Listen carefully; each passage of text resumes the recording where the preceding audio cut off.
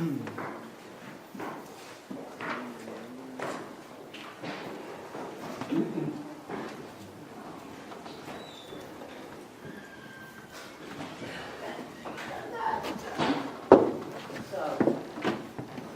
theme for our 35th anniversary has been Jesus Christ is the same yesterday, today, and forever. So as we look back, we remembered and honored the past. We look forward with excitement to the future. So, our scripture from Hebrews, chapter 13, verse 8, says, Jesus Christ is the same yesterday, today, and forever. So, we learned about doctrine in Bible college. Theology, or doctrine. And Jesus never changes. And this verse is very clear. Hebrews 13, verse 8. Jesus Christ is the same yesterday, today, and forever. Friday night, we talked about Jesus Christ. In the past, we asked what you remember about our heritage, where we came from. You understand. Also remember our goal.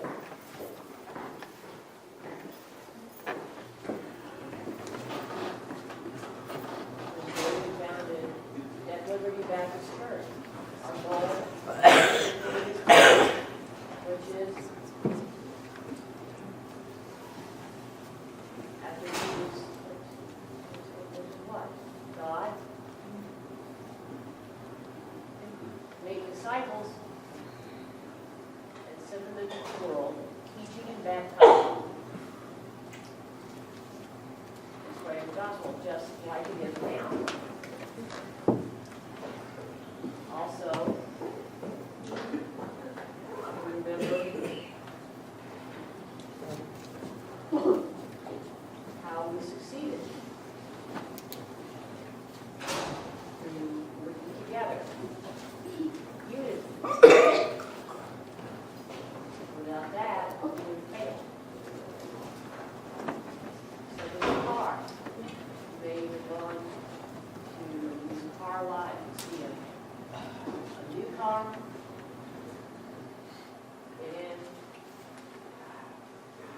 Get in that thing, put the key, but it doesn't work.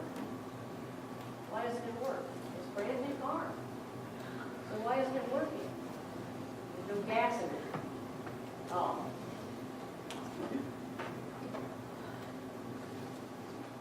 Without the fuel, nothing will work. Just like the church. If there's nothing to make it work, it won't work. So, remember our past. Last night, we talked about Jesus Christ today. Today is the day of salvation. We can be saved today. We don't have to put it off. Don't wait until later. You never know what's going to happen. I told a story about my best friend in high school who died instantly. It was a real shock to us. You never know. You can't control the future. You never know what's going to happen. Today is the day of salvation. Also, we discussed about focus on living day by day, not being paranoid about the future. You don't need to worry about all the things that can happen. You don't need to be paranoid. Be patient and trust Jesus day by day. Also, we the day of decision.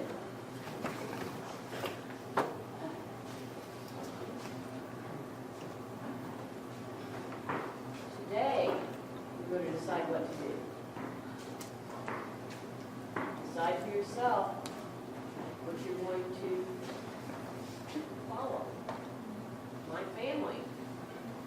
Me and my family, we will serve the Lord. So I encourage you to do the same. Make the same decision. Not tomorrow, not later, but today. Make this decision. So Jesus is the same yesterday, today, and forever. So now our focus is on the future. I thought you told me last night, don't worry about the future. Well, let's see. What about the future of our church?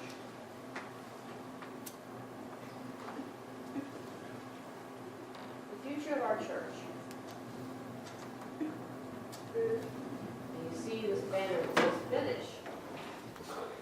If you run in a race, have you run in a race before? Have you ever experienced that? Maybe a 5K or a 10K or a mile race? If you walked one, okay, I know, I've been in several 5Ks. One time I was in a 15K, boy. My wife ran a half marathon, so she's doing it with me. Maybe you've experienced running a marathon. Any of you experienced a marathon? A real marathon? I'm thinking about it, but boy, there's a lot of running. Point is, break the tape, across the finish line. You see it on TV, where people are running for the finish, and they get to the finish line, and what happens? There are differences. Some people collapse. They're exhausted. And some people are thrilled. They're elated. So there are different reactions. So I'm going to ask you, what's our finish line? When is our church going to be finished? When will the church be finished? Forever. At the rapture. When Jesus Christ comes to take us home. Will that happen soon? We don't know. We have to be ready all the time, right? But I like this idea of running the race. And the author of Hebrews, Paul, wrote also about running the race. Look at two scriptures. Now look at this video. Look again.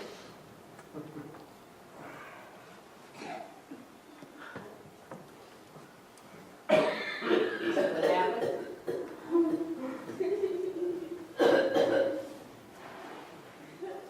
Did you see what happened? This happened 4 or 5 days ago. I've seen this. There's one man, Oregon, who was running, and he was cheering, he was celebrating as he got near the finish line. And he passed. He walked in that same place. He was celebrating too early.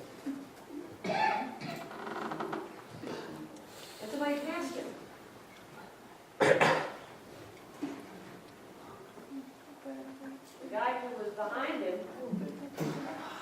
saw his chance and passed it. That's a shame. It was so simple. He could have kept running to the finish and then celebrated, but he wanted people to cheer for him. Wow, I feel kind of sorry for him. It's sad. And I've seen it happen before.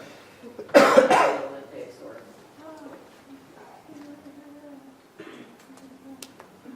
a bicycle race. One I saw a video of somebody who let go of the 5 handlebars because he was celebrating and fell over.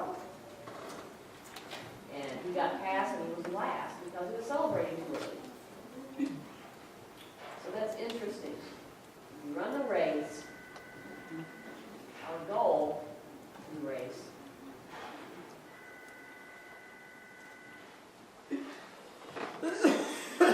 Look at Hebrews 12, verse 1, 2.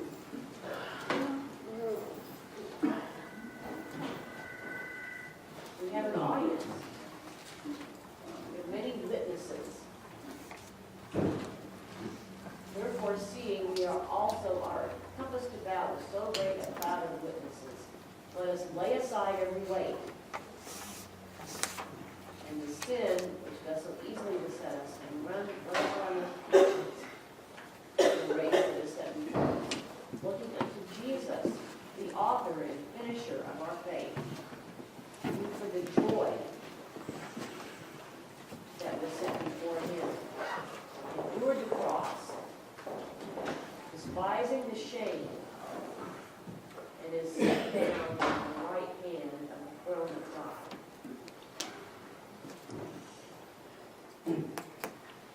Now this is interesting. The author of Hebrews, in Hebrews chapter 11, you know what is happening there? It's called the Hall of Fame, or the Hall of Faith. Many people are named here. Who are these people? Those who had faith. Abraham, Sarah, Moses. There are lots of people who are named in this chapter. King David. Lots of different names. So in this chapter it says we have all these people in heaven who are watching us. We have an audience. We have the same thing. People who have died, who are gone, who are down in heaven, looking down on us. So what are they thinking in heaven as they watch us? Are they saying, yay, come on, just a little bit more. Just a little bit more, you can do it. Or are they going, huh? Or are they saying, oh no, you're in last place, oh, you're behind. So what are they thinking in heaven? More important than what the people in heaven are thinking. What about God? As he watches. Is he saying, oh, what a mistake? Or is he encouraging? Come on, you can do it. So you notice what the author of Hebrews says. Casting aside every weight. Now,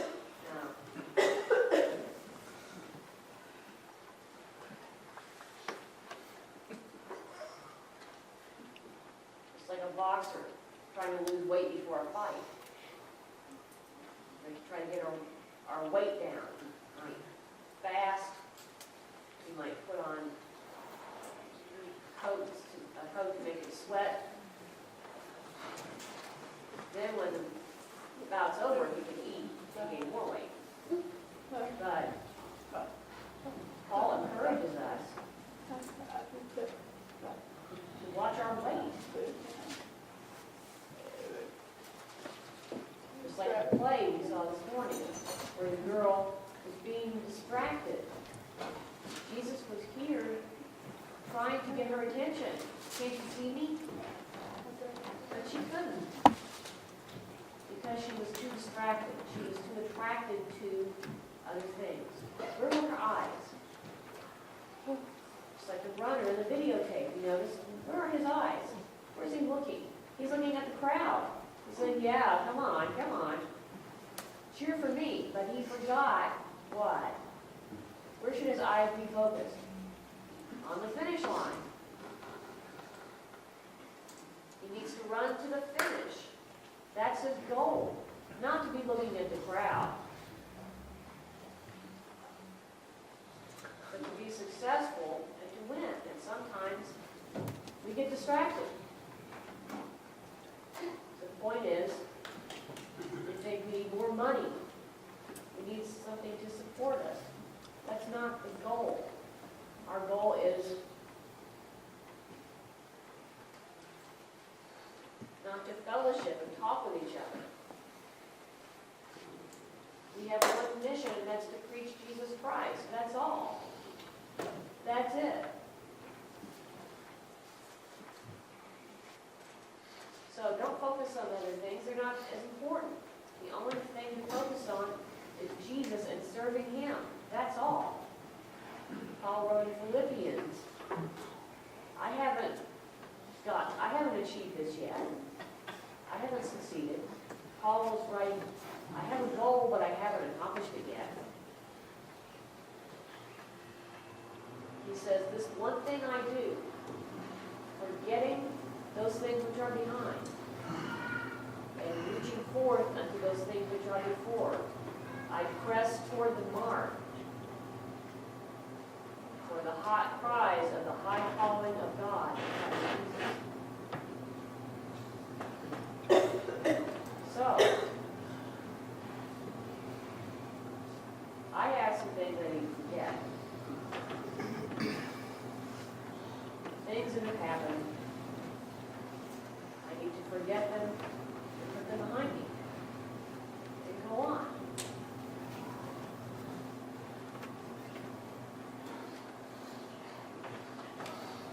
Now you might say, oh, you don't know that. Well, I encourage you. God has forgiven me. Can I forgive others? I had a great debt that was paid off. Can I pay off and forgive what other people owe me? Sure I can. If I forget, what happened? Now some of you are looking back, and it's good that you have good memories, right? We discussed that on Friday. It's good to look back and to honor the past. Yes, that's right. We need to honor our heritage, and that's good. But to dwell on it and be obsessed by it and live in the past, I encourage you. The past is over. What about now? What about the future? You have a goal, or have you achieved all your goals? Paul wrote in Philippians that he was near death. He said, I'm not finished. I'm not done yet. I have more. I have more to do. I'm still alive, so I have more to do. Don't finish. Don't quit. Don't retire. Do more. You can keep going, no matter what your age, from 5 to 100 or over. Anybody here who's over 100? But you can.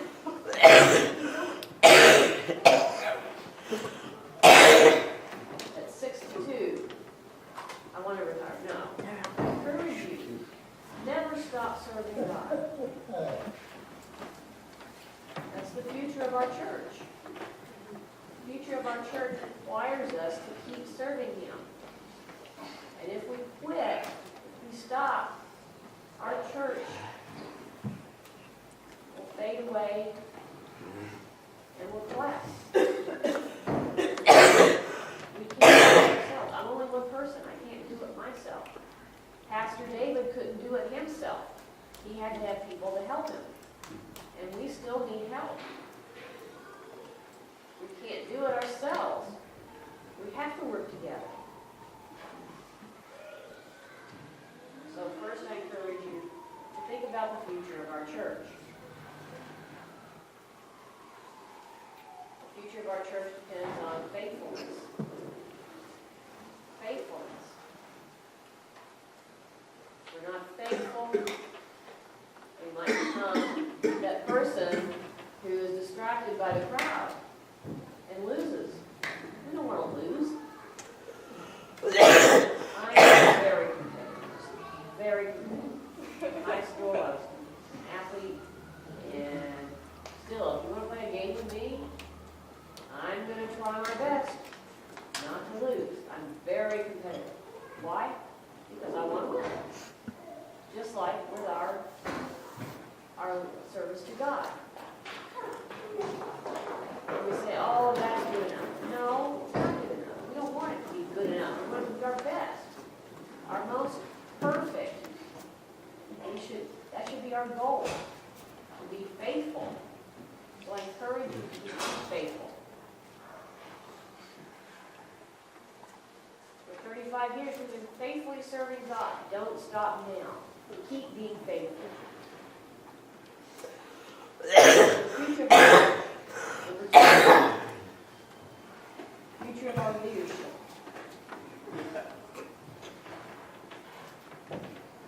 Hand off the baton. What's it called? Baton.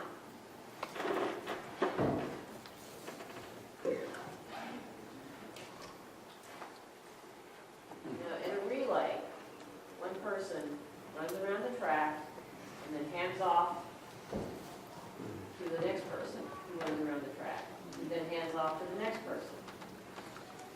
Usually there are 4 people. If you watch the Olympics, you'll see that. It's the handing of the baton to me. I'm the new pastor. And I'm excited to work here and serve the Lord, yes. What about our leaders? Most of our leaders have gotten older. I want to name the names. I want to respect you, but we are becoming older. We need to hand off more responsibility. Once the older generation's dead, who's going to be left? So we need to hand off the baton. Paul wrote about that in 2 Timothy chapter 2, verses 1 and 2. Paul says, "Thou therefore, my son, be strong in the grace that is in Christ Jesus. And the things that thou hast heard of me from the many witnesses, the same commit thou to faithful men, who shall be able to teach others also." So I want to give you a picture. We need 3 volunteers. We need 3 volunteers.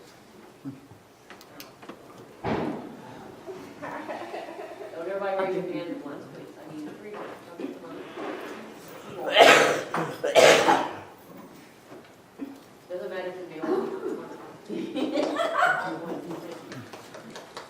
Still serving the Lord. That's wonderful. Come on in. Jeremy, all right.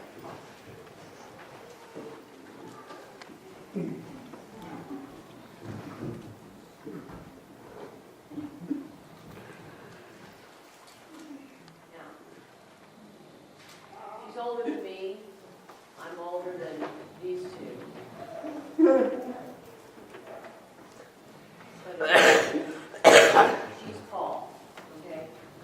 She's writing to Timothy with me. And then she's teaching me. She gives the teaching to me.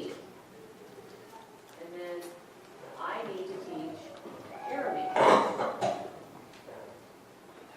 pass it on to him. Does it stop there? No, it can't. Notice what it says. Not only to teach faithful men, but also so that they will teach others also. So it should never stop. It never stops. She She teaches me, I teach him, he teaches someone else. Thank you. You understand? Paul wrote this to Timothy and said, don't stop, don't quit. I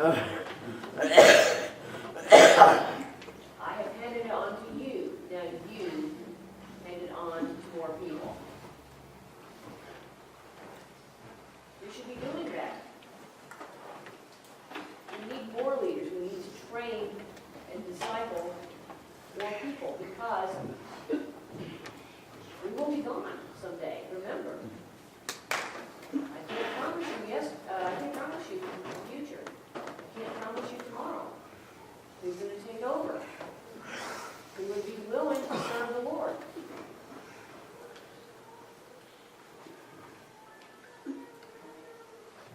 We need more people to train and disciple. I can't do it all myself. Of course not. We need to train more people to keep it going, keep the ministry going in the future. So Paul taught Timothy, and Timothy taught others. And so the teaching spread. Taught what? The same thing that Jesus taught. Paul didn't begin his ministry. Who began it? Jesus. Jesus taught his disciples. And they taught others, who taught others, who taught others. And that's how it spread.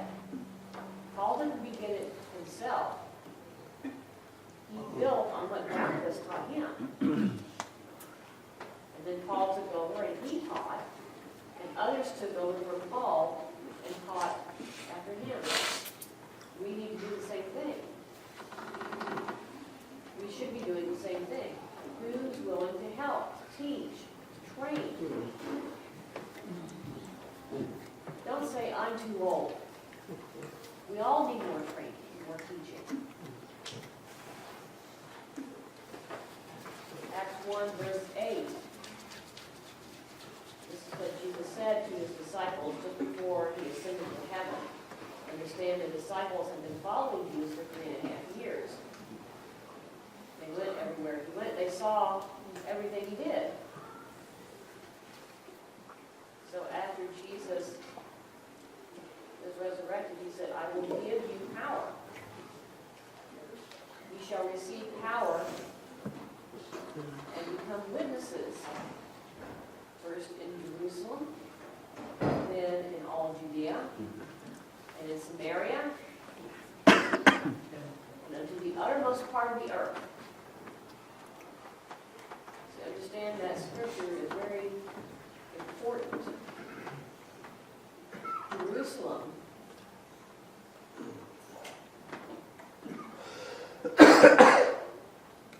was now sometimes called Judea and Samaria. The center of that country is Jerusalem.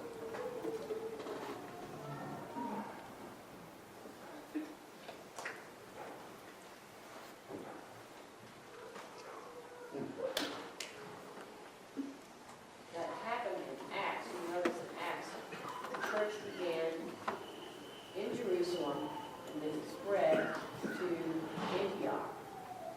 And then it spread through Samaria. Peter, Paul, and Barnabas took the ministry all over the world. We still do that today. We still have missionaries. Some of you know missionaries from Peru and other countries. And our goal is not only in Kansas City to spread the gospel, but also to go other places. You can't do it with just one person. Maybe some people who live in Iowa or St. Louis, Colorado. We should be doing the same thing, reaching out to them all over the world so that people will see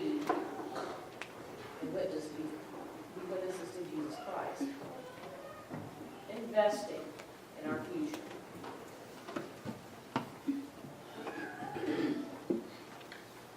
Investing your time, your teaching in the future, your skills.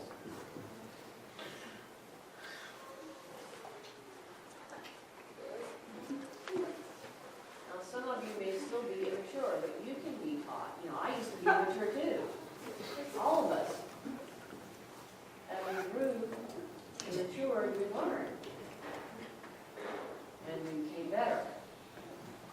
Just like our future leaders. We have to teach them now. We can't wait until we're gone. We need to teach them now.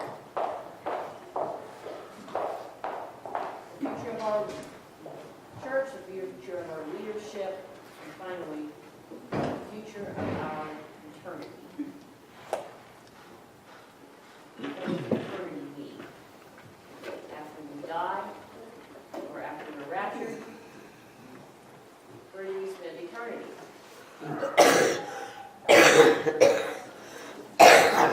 Now understand, this world is temporary. You won't live here forever.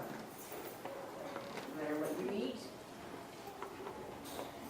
if you cut down on salt, fat, carbs, if you eat the right things, you're still not going to live forever. You blow a bubble. If you live in a bubble, you never touch another germ. You don't allow anything to contact you. You still won't live forever. You'll die. Eventually, you will die. John 16, verse 33. Jesus said, "These things I have spoken unto you, that in me you might have peace. In the world you shall have tribulation, but be of good cheer. I have overcome the world." So that's interesting. If you read a book you like, maybe you like to read books. Some of you do. Some of you like to read, some no. I used to love it. Now, less, but I do cheat a little. I'll read the first chapter, and then I'll turn and look in the back of the book. And I'll read the ending and see how it ends. So I read the end of the Bible, and guess what? Good news. You don't have to be depressed. You don't have to be thinking about what's going to happen in the future. I'll tell you, I've already looked at the back of the book, and I see the end of the story. Amen. Hallelujah. I'm excited about the future. So, if you're depressed because you think America's going downhill, things are getting bad, churches are closing, I'm not depressed. I'm sorry, but I'm not. I'm excited about the future. I'm looking forward to it. I think I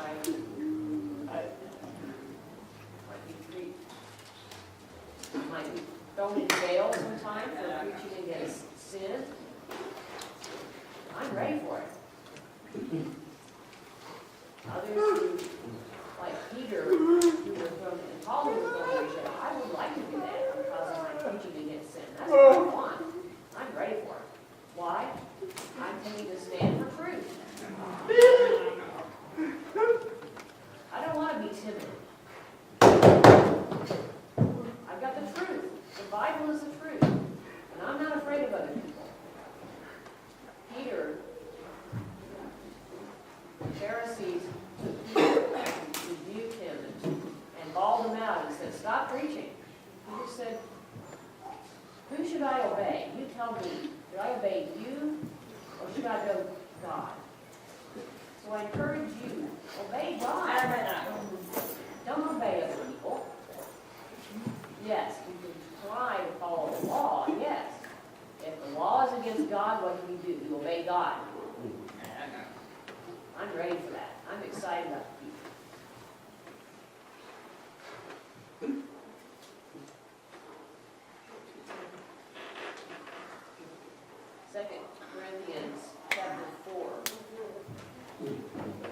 light affliction, which is but for a moment. It's nothing.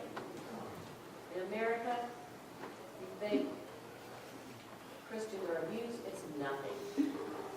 Now, you go to China, or now in Ethiopia, and other parts of Africa, the persecution of Christians is terrible.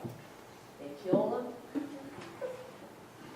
Right now, ISIS is beheading Christians. So what do? Do we stop? Do we quit? Give up? I'm not. I won't. I call that light. It's light affliction. And it's temporary.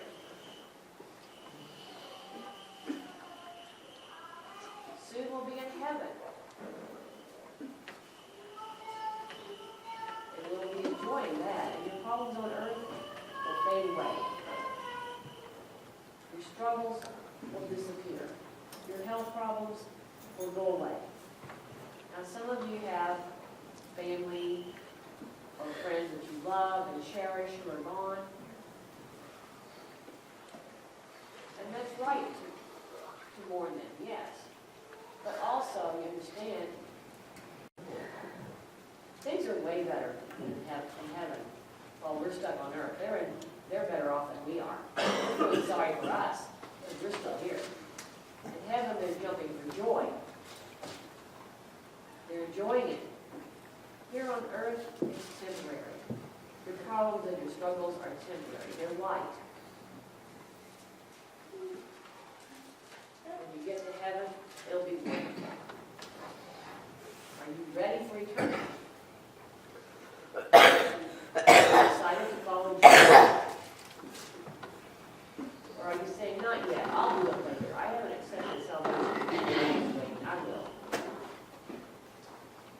I'm not sure. I encourage you, do it now. Today is the day of salvation.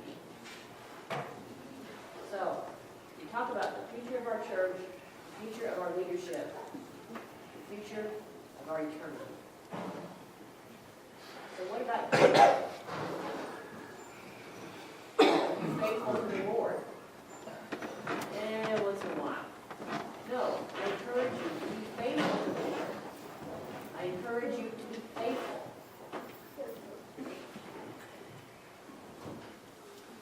You come every day to church, show up on Sunday and smile, and then during the week you don't do anything, you don't have anything to do with God.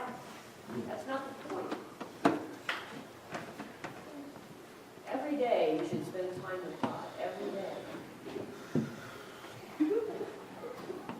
Are you the next leader who will become a church leader? I encourage you to start learning from other people. Those who are they might make you nervous. You can learn from them to become the next church leader. One of the older people who looks down on the young generations, they don't have the skills or the abilities. I encourage you to give to them, teach them, encourage them. They're our next leaders. The young people here are the next leadership. So I encourage you to do that. Are you confident in your eternity? Have you decided, yes, I know 100% that I'm going to heaven? Have you decided that? I encourage you to do so. Our future is secure in Christ. So now let's close in prayer. And remember, Jesus Christ is the same yesterday, today, and forever. Understand, we make mistakes, we change, and we will mess up. I have the same experience too, right? I make mistakes again and again. We all make mistakes. Jesus Christ never made a mistake. You can trust him. Let's pray. And please stand.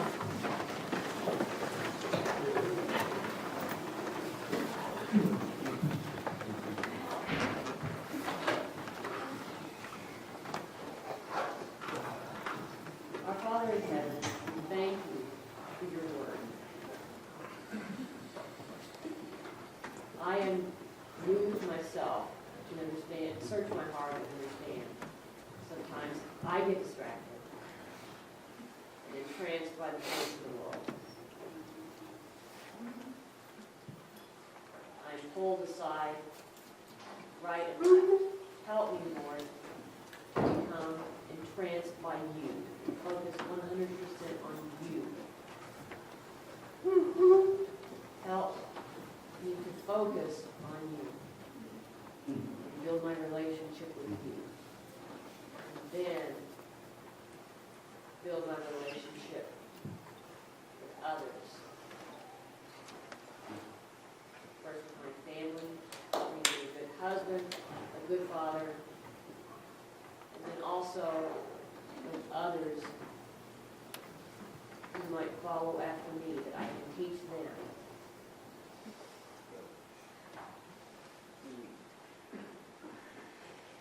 So I can gain more followers for you.